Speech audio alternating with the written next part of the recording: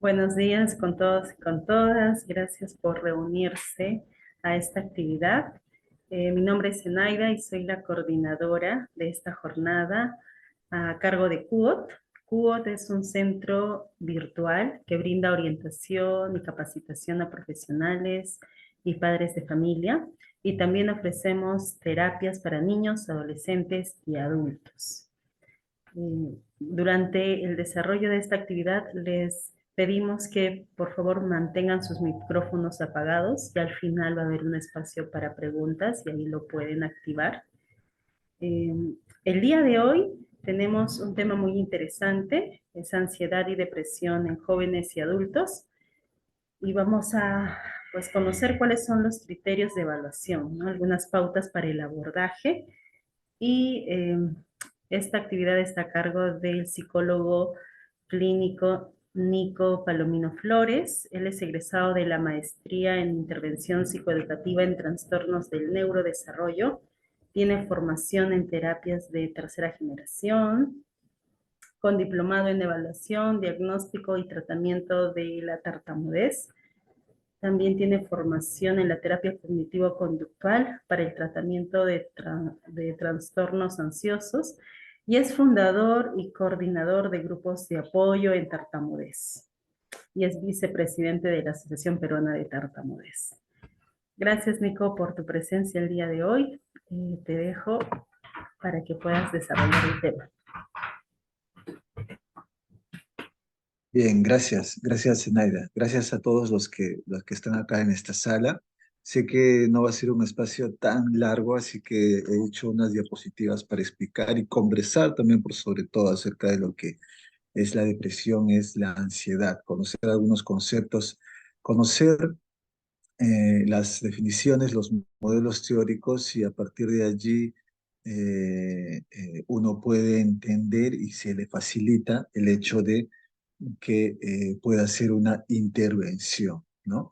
Voy a acompañarme de una explicación, de unas diapositivas mientras estoy exponiendo. Si es que desean, me pueden hacer las preguntas en cuanto deseen. Sin ningún problema puedo hacer una pausa. ¿Sí? Así que, bueno, esto no pretende ser tampoco muy amplio, muy extenso, sino como una introducción para despertar el interés, ¿no? Las diapositivas les puedo compartir después sin ningún problema. No sé si les hago llegar a través de Zenaida o a través de los medios donde ustedes se comuniquen, ¿sí? Bien, entonces, Hot Disable Participant Screen Sharing. ¿Sí? Creo que me tienes que hacer host o si no, habilitarme para que comparta. Buenos días a todos.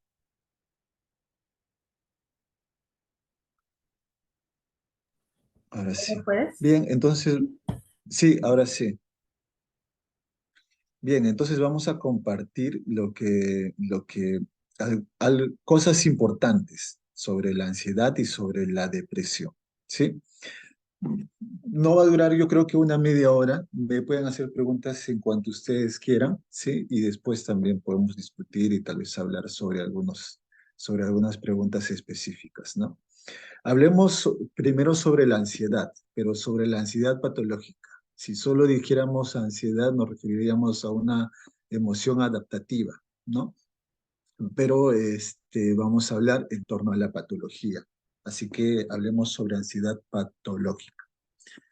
Bueno, voy a dar una definición, unas teorías explicativas, voy a describir una de cada una en específico y vamos a ver cuáles son los trastornos de ansiedad en el DSM-5 y algunos tests, ¿no? Solo en descripción, así es. Bien, una definición de ansiedad patológica según la terapia cognitiva conductual, ¿no? Se entiende como una respuesta emocional, física. Es una respuesta desadaptativa. Así es una respuesta desadaptativa ante situaciones percibidas como amenazantes o de peligros o sobreexigentes, ¿no?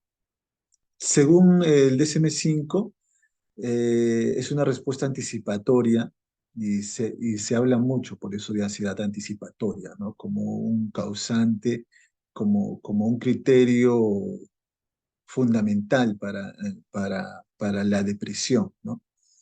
Es una respuesta anticipatoria, ¿sí? Es una respuesta que es excesiva a lo habitual y persiste más allá del periodo de desarrollo apropiado. O sea, una persona adulta que sienta tristeza por tanto tiempo, podríamos atribuirle con falta de recursos o con falta de habilidades, ¿no? Entonces es por eso que se hace mención que más allá de los periodos apropiados, porque se espera que una persona adulta sea una persona que ha adquirido ya recursos, ¿no?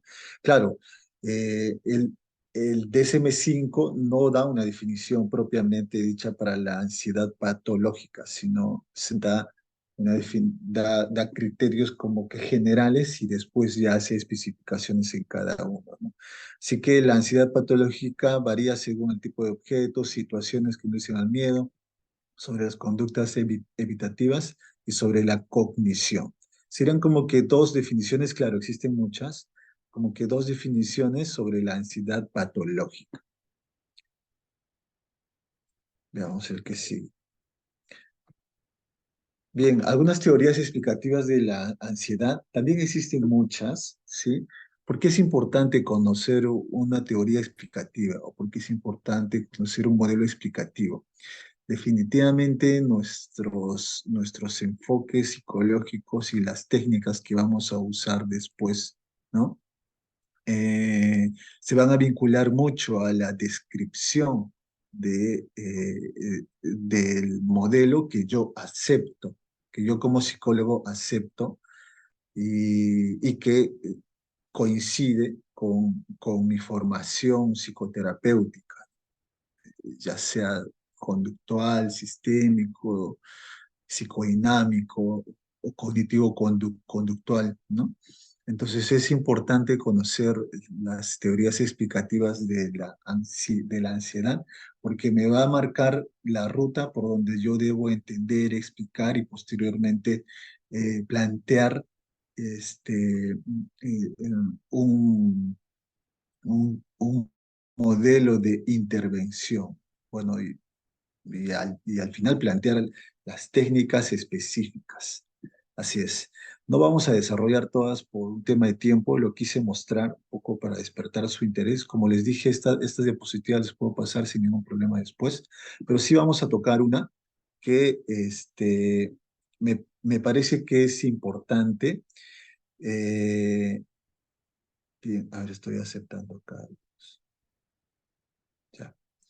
Me parece que es importante, a mí me ayudó a entender mucho sobre cómo se desarrolla y cómo se mantiene una respuesta ansiosa patológica. Eh, es la teoría bifactorial o de los dos procesos. Esta teoría ya tiene algunos años y es una teoría que es aceptada por toda la comunidad, ¿no? La teoría bifactorial, así como en resumidas cuentas, se da mediante dos procesos. Que los miedos, que la ansiedad primero se manifiesta mediante condicionamiento clásico, se crea, se genera mediante condicionamiento clásico, ¿sí? Y se mantiene por condicionamiento operante.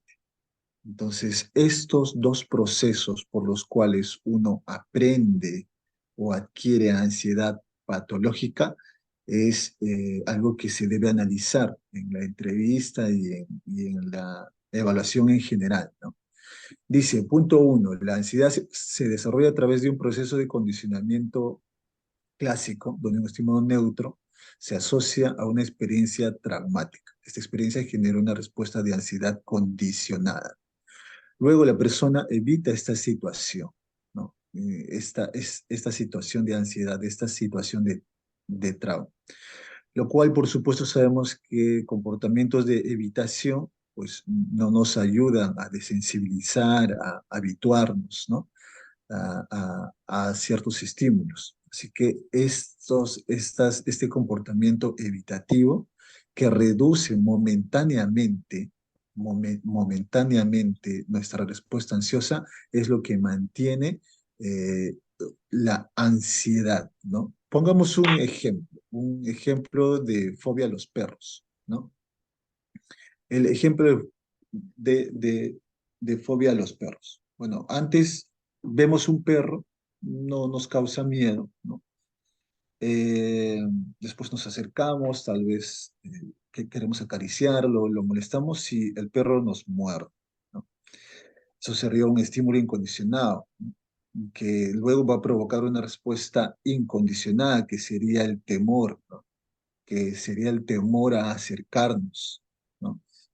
Entonces, esta respuesta incondicionada luego se va a asociar a este estímulo neutro, que ahora va a ser un estímulo condicionado. O sea, el perro ya es un estímulo condicionado. Yo lo voy a asociar a una mordedura, a dolor. Eso me va a causar ansiedad, miedo. Entonces, veo a un perro y voy a sentir miedo y voy a sentir ansiedad, ¿no? Así, así inicia, según este modelo bifactorial de los dos procesos, la ansiedad patológica, ¿no? Eso es el inicio, pero ¿cómo se mantiene? Después que me ha mordido un perro, yo voy a evitar acercarme a los perros. No voy a estar tan cerca de ellos. Voy a evitar o voy a escapar de los perros. Entonces, el escape o la evitación va a generar que mi miedo disminuya, que la ansiedad disminuya. Evidentemente, cuanto menos contacto, menos conocimiento, menos acercamiento tengo a ese estímulo aversivo, a eso que me da miedo, evidentemente no lo voy a poder gestionar cada vez que se me presente. Entonces, la evitación a los perros ocasiona que la disminución de la ansiedad sea momentánea y que cada vez que vea un perro me va a generar una ansiedad, ¿no? Dice, la respuesta operante, evitación activa de los perros por parte de la persona con fobia, para reducir o para evitar la ansiedad y los miedos asociados a ello. La evitación se convierte en un comportamiento operante que refuerza y mantiene la respuesta de ansiedad condicionada. Entonces, este modelo de los dos procesos, este modelo explicativo, para resumir, primero nos dice que la ansiedad patológica se crea por condicionamiento clásico, por la asociación de un estímulo neutro a un estímulo incondicionado aversivo, y luego se mantiene por respuesta operante, por comportamientos evitativos. Así es. Se puede hablar más sobre este modelo, que es un modelo muy interesante, que yo particularmente yo lo acepto, a mí me gusta escuchar sobre esto, creo que es un poco más específico. Depende, claro, de las situaciones de las personas, de los objetos, de las personas, de las situaciones, pero es un modelo aceptado y ya me direcciona también, porque es importante, decía al principio, conocer un modelo teórico, porque si yo sé que, que esta ansiedad patológica de esta persona es mantenida por condicionamiento operante, entonces voy a escoger, voy a elegir prioritariamente y no únicamente pues técnicas que tengan que ver con el condicionamiento operante o con el condicionamiento clásico. Por eso la desensibilización o la exposición gradual sería una de las dos técnicas, por ejemplo, que uno debería utilizar o proponer, ¿no? Así que es por eso que es importante conocer cuál es este modelo teórico, ¿no? Así es, así que si es que yo tengo si yo acepto y tomo como una explicación de la ansiedad patológica esto, voy a usar técnicas de condicionamiento clásico y técnicas de condicionamiento operante, ¿no? Porque así lo entiendo, porque así lo describo y porque por supuesto son eficaces, ¿no? Así es. Entonces, solo he presentado esto. Bueno, ya como les comenté, voy a dejar para que puedan hacer su revisión. A ver, no, lo que estoy pasando. voy a dejar acá esto para que lo revisen, porque por supuesto hay otras teorías que explican también el modelo de la teoría de incubación y el modelo cognitivo de la ansiedad. También son dos modelos explicativos que son muy bien aceptados y que por supuesto también hay que analizarlos para tomarlos en cuenta. Como algo así pequeño, la teoría de la incubación de la ansiedad dice que basta solamente un evento traumático para que una persona genere una fobia o una ansiedad patológica. Basta que ese evento traumático ocurra y después no se vuelva a presentar, sino que haya una serie de comportamientos evitativos que hace que la ansiedad crezca. Si de pronto veo que alguien es asaltado frente a mí y después nunca, y después yo, para evitar ser asaltado, voy a evitar ciertas cosas o ciertos lugares, eso va a hacer que mi ansiedad incremente. Así que eso también es una explicación muy válida sobre las fobias, ¿sí? Bien, esto ha sido este modelo bifactorial o de los dos procesos. Pero en el DSM-5 no encontramos el término ansiedad patológica.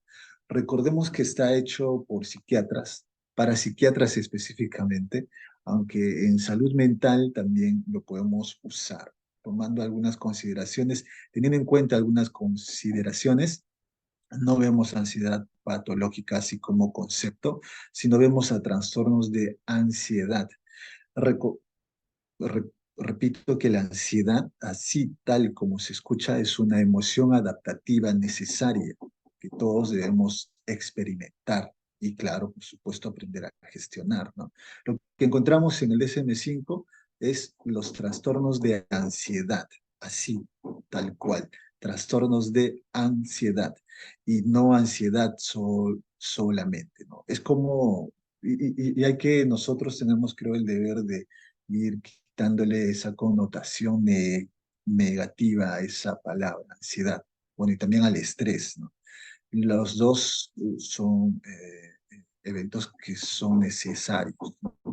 En el DSM-5 hice una comparación acá con la CIE-10, con la Clasificación Internacional de Enfermedades, que acá está clasificado como trastornos de ansiedad o relacionados con el miedo. Así lo podemos encontrar en el CIE-11, ¿no?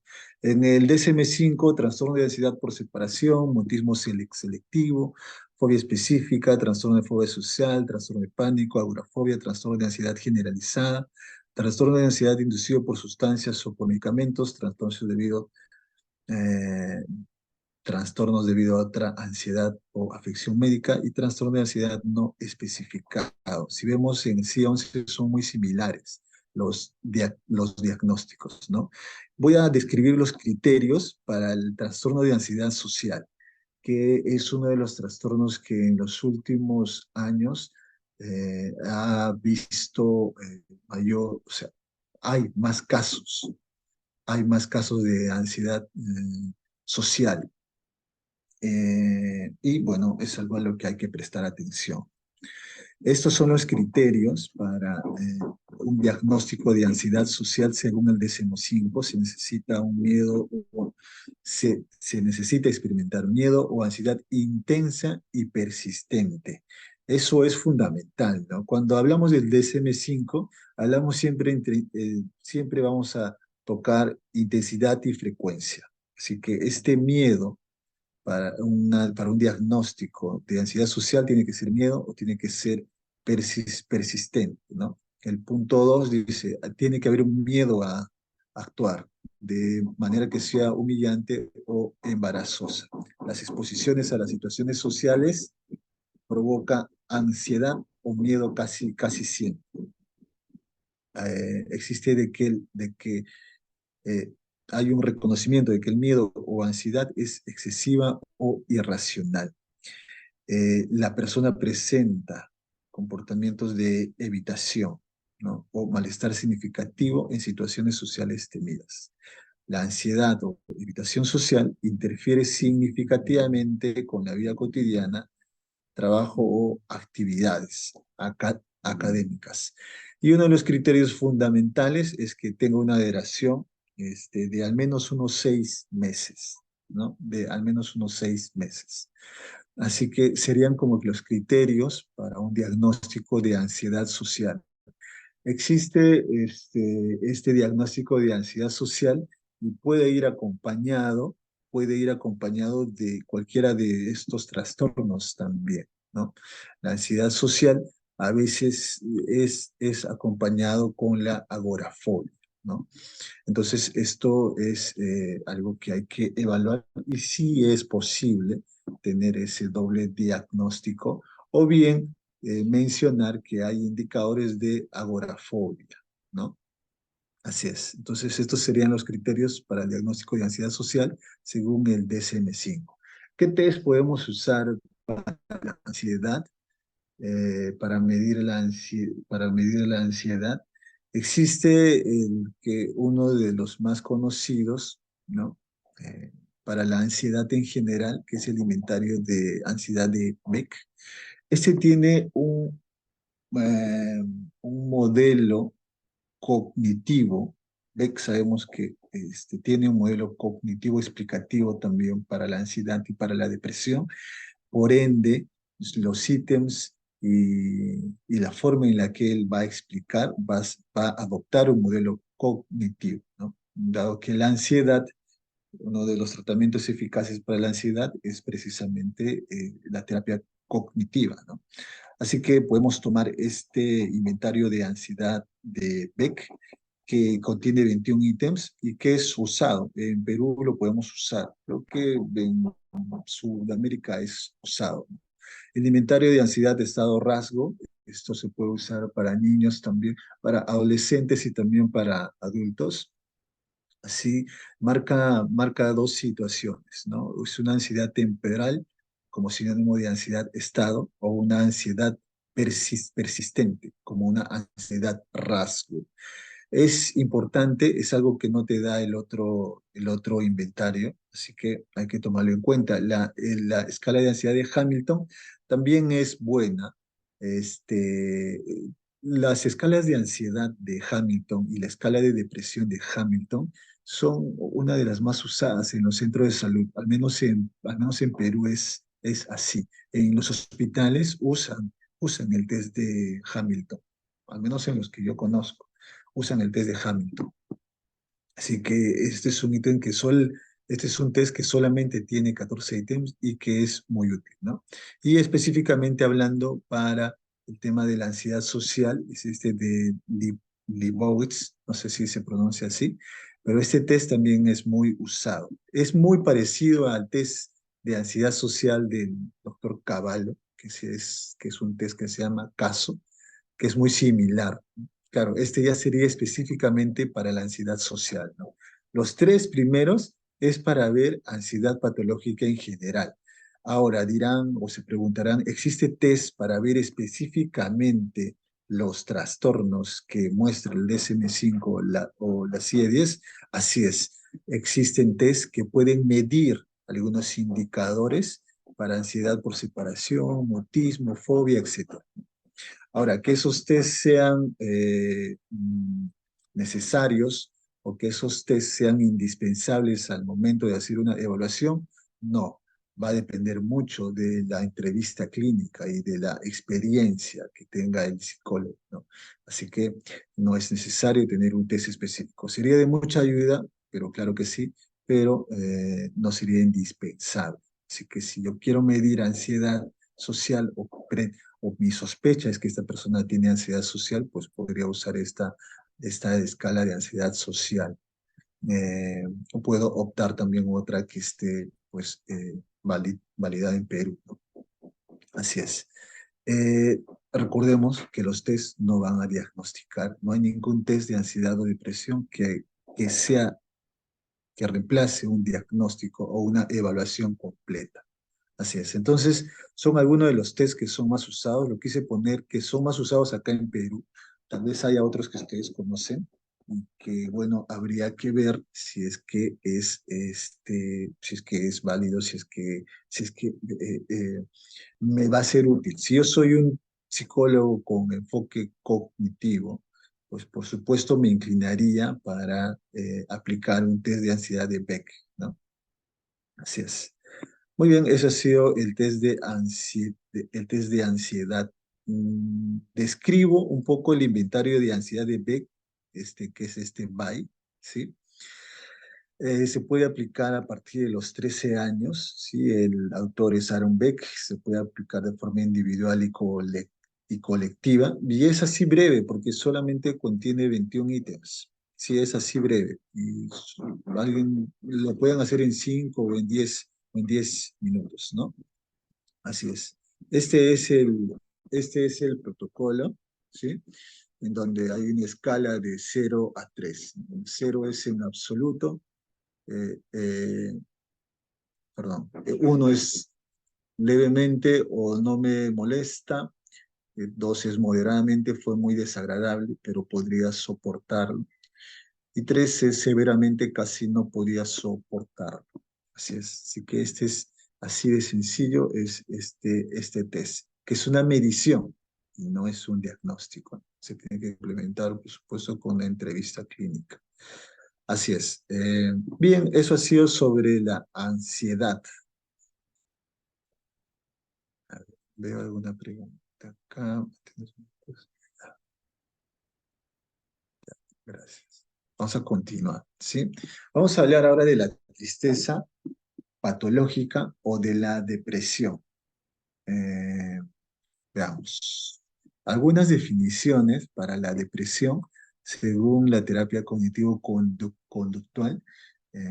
Para la TCC, la depresión es un trastorno de estado de ánimo también, que involucra patrones, respuestas de pensamiento negativos o distorsionados, así como respuestas emocionales y comportamientos desadaptativos.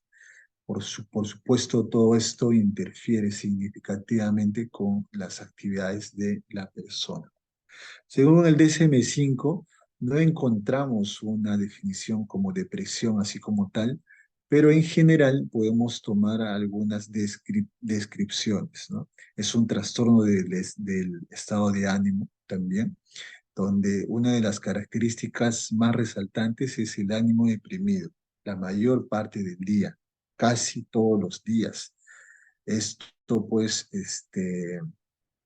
esto está junto con una pérdida de interés, ¿no? De las actividades que antes eran placenteras. Hay un cambio en el apetito, hay una alteración de sueño, hay una agitación o enlentecimiento motor, fatiga, hay sentimientos de culpa, dificultades de concentración y en algunos casos pensamientos recurrentes de muerte o suicidio, ¿no? Estos serían como que dos conceptos, como que dos definiciones según la TCC según él y según el DSM-5, ¿no? Veamos. Algunas teorías explicativas de la depresión. Repito, hay muchas. Acá no estamos, por ejemplo, haciendo mención, bueno, que no nos correspondería mucho, pero los médicos psiquiatras también tienen un modelo explicativo, ¿no? Que tiene que ver con esta variación, esta alteración en los neurotransmisores. Y por supuesto que también es algo válido desde otra formación profesional, por supuesto que es algo válido. Acá solamente estamos hablando de teorías psicológicas, así que por eso menciono eso, ¿sí? Existe el modelo socioambiental, el modelo de desesperanza aprendida, el modelo de autorreforzamiento, el modelo cognitivo de Beck, y una predisposición y desencadenamiento de la depresión. Veamos y conozcamos un poquito sobre el modelo de desesperanza aprendida como modelo explicativo de la depresión, o llámese de depresión mayor, ¿no? Este modelo sostiene que las personas pueden desarrollar depresión cuando perciben que no tienen control sobre los resultados de sus acciones y que los eventos negativos son inevitables. Esto fue propuesto en el año 70 por Seligman, encabezando todo este modelo junto a sus colaboradores, ¿no? Cuando las personas experimentan eventos adversos repetidos y perciben que sus esfuerzos por cambiar las situaciones son ineficaces, ojo con eso, ¿no? La percepción de que los esfuerzos por cambiar la situación son ineficaces pueden desarrollar una creencia de que están indefensas y que no importa lo que hagan, los resultados serán negativos. Esta desesperanza aprendida, ¿ok? Esto, el de sentirse indefenso, ¿no? Puede llevar a la apatía, la falta de motivación y la depresión. La desesperanza aprendida lo podemos ver mediante, o sea, se puede generar mediante tres componentes o mediante tres procesos, ¿no? Bien, existe como primer componente una atribución interna estable y global, ¿no? Las personas con desesperanza aprendida atribuyen resultados negativos a los factores internos. Uno se percibe con pocas habilidades, ¿no? A lo mejor no es objetivo eso que una persona percibe de sí misma, ¿no? Estos factores internos son estables y son globales, ¿no? Uno puede creer que no tiene habilidades, ¿no? Y de que siempre ha sido así. Desde que era el colegio nunca he podido socializar con alguien. No tenía amigos, no podía ir a reuniones, ¿no? Podría pensar así, ¿no? Y no solamente en el colegio, sino también en el trabajo. Y con mi familia también me cuesta, ¿no? Y esto se convierte en algo global. Esa atribución interna de falta de habilidades que uno lo puede generalizar a otros entornos, ya sería un componente que la persona muestra para un diagnóstico de depresión. Como segundo componente, existe una desconexión entre acciones y los resultados, ¿no? Las personas podrían hacer el esfuerzo o podrían intentar hacer algo, ¿no? Pero una persona con desesperanza aprendida puede creer que no importa lo que haga, sus acciones no influirán en los resultados. Así es. Incluso algunas personas pueden darse cuenta de que sí hay buenos resultados, pero no se lo atribuyen a ellos mismos, ¿no? Que lo que ellos hicieron no importa. Si alguien me dice, pero nunca tuve amigos, no siempre he sido así, no tengo habilidades sociales, soy muy tímido, soy muy inseguro.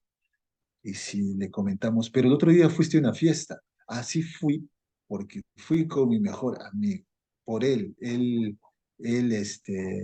me hace sentir bien, así que porque él es muy extrovertido, es que yo puedo estar allí. O sea, si bien es cierto, no importa lo que ellos hagan, es posible que lo puedan atribuir también a otra persona, una situación social en donde ellos han participado efectivamente, ¿no? Entonces, eso también existe, esa desconexión entre acciones y los resultados, ¿no? Y el tercer componente sería la expectativa de resultados negativos. Las personas con desesperanza aprendida esperan y anticipan los resultados negativos en el futuro, ¿no? Incluso en situaciones donde podría haber oportunidades para un resultado positivo. Esta expectativa de resultados negativos perpetúa la sensación de falta de control y contribuye a la depresión.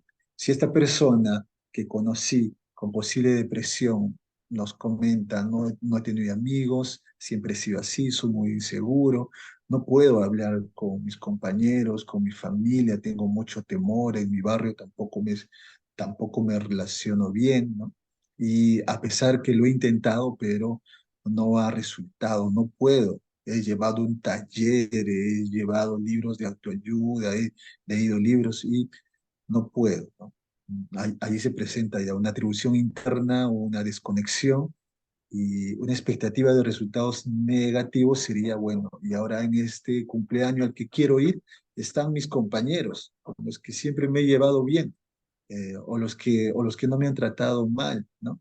Pero no sé, siento que no va a ser bueno, siento que no me va a ir mal, tal vez cuando me inviten a hablar no pueda decir algo, tal vez no pueda recordar algo, tal vez ellos van a comentar de otras cosas y yo no voy a saber responder.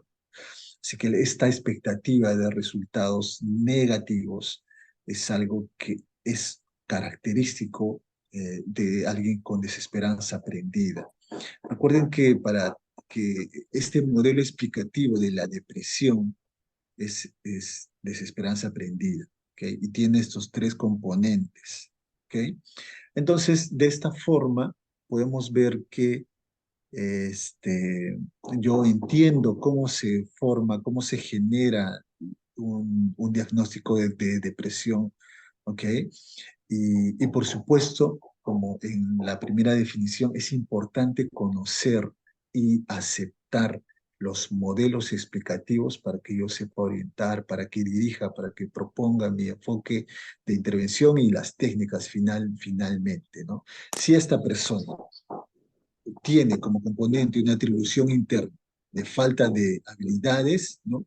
Pues hay que empezar a contrastar la realidad con él. Hay que hacer un debate, tal vez, o tal vez una reestructuración cognitiva, ¿no? Si hay una desconexión entre los resultados y lo que él hace, ¿ok? Entonces hay que empezar a trabajar en actividades que haga que la persona se perciba autoeficaz, ¿no? Para tener esta conexión entre sus acciones y los resultados. Hay que empezar a hacer o plantear que que las personas tengan acciones mínimas para promover la autoeficacia, ¿no? Si yo me cuesta ir a una situación social, pero al menos podría llamarlos, podría escucharlos, o podría enviarles un mensaje, tal vez un audio, ¿no? Ya eso es un acercamiento a una situación social, ¿no? Ya está haciendo algo que es útil y que lo va a ayudar a mejorar, ¿no? Y las expectativas de resultado, pues ojo, tomando en cuenta este modelo explicativo para intervención en depresión, pues podría ser también esto de aproximaciones a expectativas de resultados, puede ser por una técnica conductual de exposición, ¿no? Puede ser o también podríamos usar, si es que lo conocen, esta terapia de activación conductual, ¿no? Donde esta cadena de reforzadores que tenemos a lo largo o en diferentes situaciones se vuelva a restablecer, ¿no? Entonces, entender cómo se explica un modelo, eh, cómo explica la depresión un modelo, por supuesto que me direcciona después para que yo pueda utilizar con eficacia las técnicas, ¿no? Así es. Muy bien, entonces eso ha sido el modelo de desesperanza aprendida. Repito, para la depresión existen otros modelos, otros modelos, así que acá lo pueden revisar, ¿sí? En el DSM-5, tanto como en la CIE-10, vemos que depresión como tal no lo vamos a encontrar. Solo depresión, solo la palabra depresión, no lo encontramos. La depresión puede ser un sinónimo de tristeza patológica.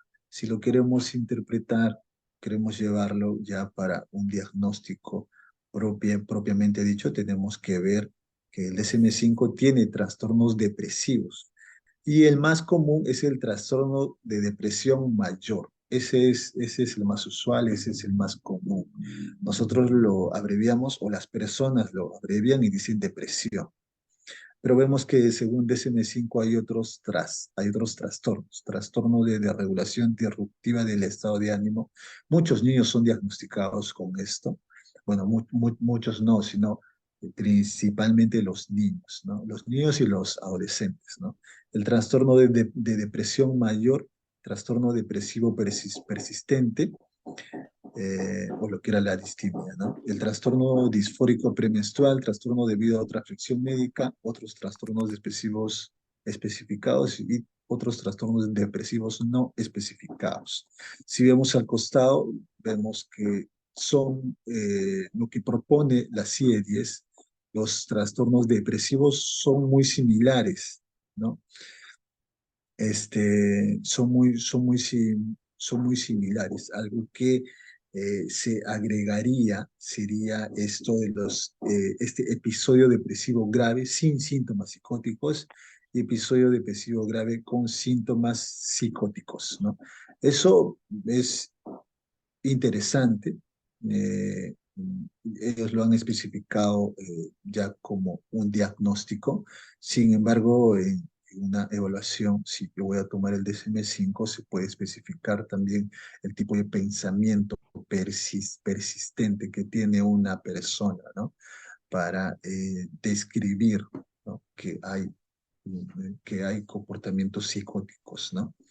Así es. Entonces, en el DSM-5 encontramos trastornos depresivos y en la C11 también encontramos trastornos depresivos. El más común, el trastorno de depresión mayor.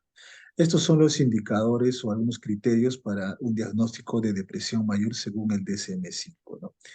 Debe existir un estado de ánimo deprimido durante la mayor parte del día, casi todos los días. ¿Ok? Pero no solamente por percepción de él, sino también por percepción de otros, ¿no? Y por supuesto, también eso se debe reflejar en los test, ¿no? Debe haber una pérdida de interés o placer en actividades. Debe haber una presencia de al menos de 5 de los siguientes síntomas que vamos a describir y por lo menos de 2 semanas, ¿no? El estado de ánimo debe ser deprimido la mayor parte del día, debe haber una disminución de interés placenteras, ¿no? Una pérdida o aumento de peso significativa. Lo que más pasa es una pérdida de apetito, ¿no? Y por consecuencia, pues una pérdida de peso también. Insomnio o hiperinsomnia casi todos los días, lo que más pasa es el insomnio. Agitación o enlentecimiento psicomotor casi todos los días, pues lo que más pasa es el enlentecimiento en jóvenes adultos. En niños puede haber agitación y también irritabilidad, ¿no? Debe haber una fatiga o pérdida de energía casi todos los días.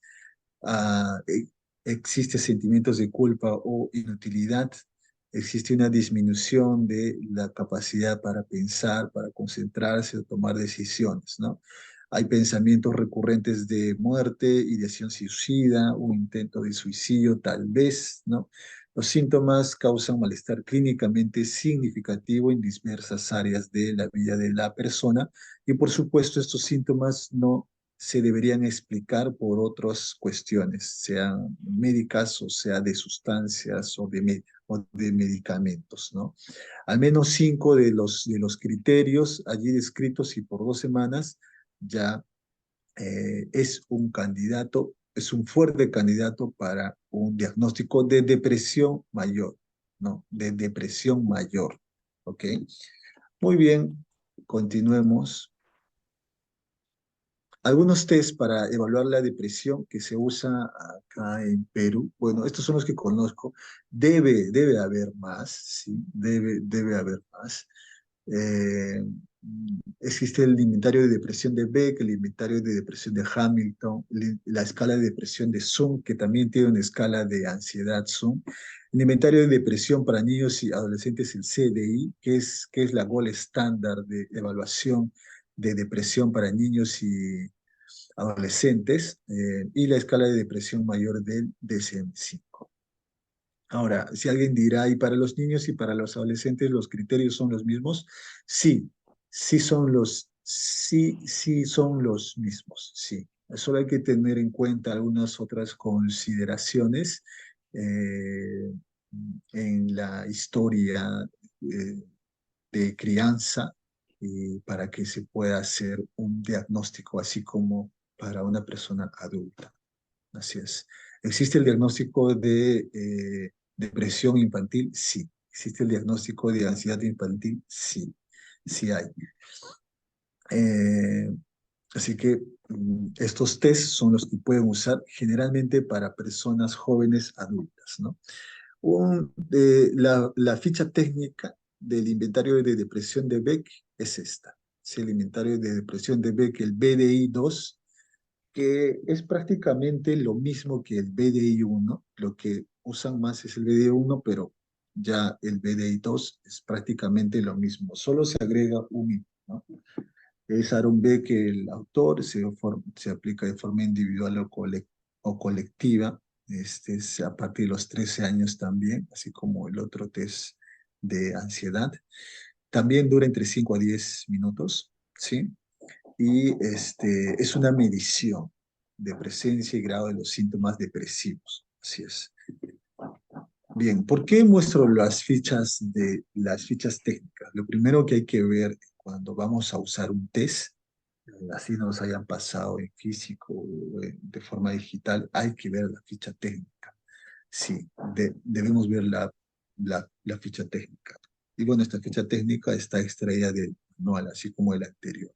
Este es el protocolo del inventario de depresión BDI de Beck, y está referido puntualmente a ciertos indicadores: a tristeza, pesimismo, fracaso, pérdida de placer, sentimientos de culpa, castigo, disconformidad, autocrítica, eh, pensamientos o deseos suicidas, llanto, pérdida de interés, agitación, indecisión, desvalorización, pérdida de energía, cambios de hábitos de sueño, irritabilidad, que ese es un criterio a tomar en cuenta, especialmente con las adolescentes, cambios de apetito, dificultad de concentración, cansancio, fatiga y pérdida de interés o en el sexo, ¿sí? Eh, lo interesante de este test está la forma en la que se responde, y por supuesto se responde situando al paciente o pidiéndole que responda según cómo ha sentido, cómo ha pensado en las últimas 2 semanas. ¿Sí? Así es. Bien, entonces este es uno de los test más usados, ¿sí? Este es uno de los test más usados para este diagnóstico de depresión. Muy bien, creo que no lo he hecho muy largo, espero que haya sido puntual y bueno, gracias por su atención. Ahora paso a responder